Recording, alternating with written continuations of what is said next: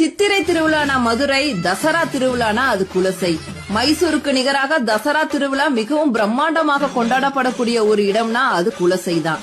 பாண்டிய நாட்டை ஆண்ட குலசேகர பாண்டிய மன்னனுக்கு அன்னை முத்தாரம்மன் காட்சி கொடுத்து அருள் வழங்கியதால் இந்த ஊருக்கு குலசேகரன் பட்டினம், குலசை அப்படிங்கிற பெயர் வந்தது.